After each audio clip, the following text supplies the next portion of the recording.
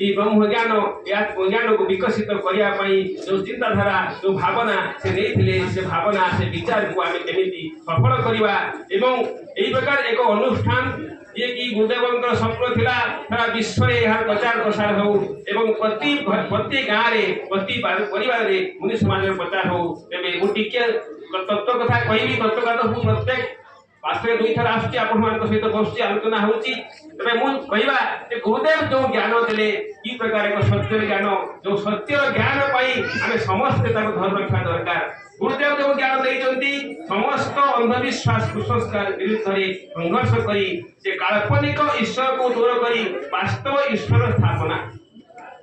एक मूल उद्देश्य था अंधविश्वास चली जाव जदि आम वास्तव ईश्वर को पाई वास्तव सत्य को आम अनुभव करिपरिबा तेबे निश्चित भाव में अंधविश्वास चली कुसंस्कार चली आम समस्त भितर आम आत्मिक प्रेम को बांटी पारिबा सर्वब्रह्म भावना सृष्टि हो गोटे छुटिया कथा टे कहि विवेकानंद गोटे सुंदर वाणी टे कहते से वाणी कथाटी कही मुझे तत्व कथा खोजी जहाँकि विवेकानंद वाणी सहित शिवमुनि अनेक कथा बड़ा समतल रही है कहीं सी जड़े एमती विद्वान थे सारा विश्व को जोड़े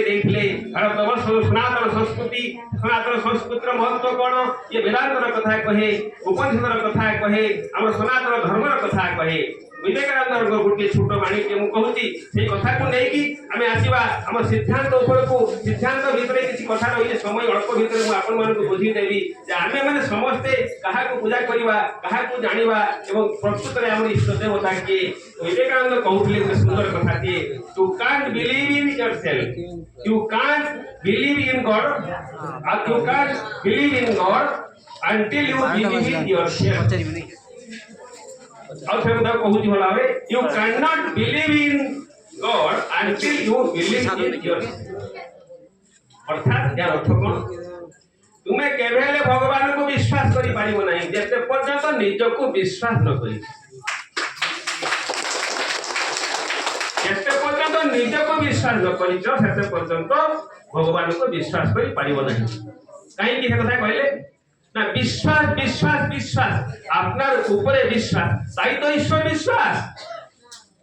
निज ऊपर विश्वास करिवा ही भगवान को ऊपर विश्वास करिवा काहे कि नाम वेद कहूची और उपनिषद कहूची आम समस्त सनातन धर्म संस्कृति कहूची ये आत्मा ही ईश्वर ये प्राण ही परमेश्वर ये जीव ही ब्रह्म तो से जीव ही ब्रह्म को अनुभव करबा हेले आपण प्रथमे कहा को विश्वास करिवे आगे निज ऊपर विश्वास रहिबा दरकार मोर स्थिति कते मु केमिति अछि मु किए हमर आस्ति प्रश्न जे मोर अस्तित्व कोन मु किए मु निज को जानि दिबी तबे ईश्वर को मध्य पता लागि जे तो निज को जानि गले आमे ईश्वर को जानि परिबा या होती हमरो मुनि समाज सिद्धांत गुरुदेव सही कथा ही कहउछन गुरुदेव कहउछन तुमे निज को आगे जानो ए जीव ही ब्रह्म ए प्राण ही परमेश्वर ए आत्मा ही परमात्मा या तो भिन्न ईश्वर आदि पर्यंत संसार में सृष्टि नहीं जहाँ भी आम भावुचे आम भिन्न ईश्वर सी हूँ काल्पनिक ईश्वर तो सही काल्पनिक ईश्वर को आमको बादल पड़ो एवं वास्तव ईश्वर जहाँकि आम वास्तव स्वरूप इच्छित शक्ति चेतन शक्ति प्राण शक्ति प्राण देवता हाँ होती प्रकृत ईश्वर प्रकृत भगवान जी के संसार को सृष्टि करी संसार से विद्यमान अच्छा आम उपनिषद कौन कह तत्सृष्टा कथा संसार को सृष्टि कली ताहारी भितर अवस्थान करी किपरि भाव में चतुर्ण राभि सुरते घोण शेष एमती एक ऊर्ण राभि माकड़ साटीए ये संसार जालटीए तैयारी करे से सूता कौटू बाहर करे निज भितर बाहर करे निज भितर बाहर करके जालटीए तैयारी करे और ता भितर रही तार जीवन यापन करे अर्थात से खाद्य संग्रह करे से रही आवश्यक पड़े सी पुणी खाई निज भितर को से नहीं निए ठीक से भाया ये संसार को जो सृष्टि कर शुद्ध बुद्ध पवित्र आत्मा सी कौन कर संसार को सृष्टि कला से निजे या सहित नीला कर तो सी निजे होती कौन ना सी होती निजे आमर उपादान कारण एवं सी निजे निमित्त कारण अर्थात सृष्टि को सी निजे सर्जना कर जीवात्म भाव आम समस्त भितर से रही आम समस्ते जड़े जड़े व्यक्ति आत्मा आउ समष्टि आत्मा भाव में सी होती परम ब्रह्म कहीपर परमेश्वर कहीपर जहाँ भी कहूँ सदाशिव कहीपर और आम जड़े जड़े समस्त होती व्यक्ति आत्मा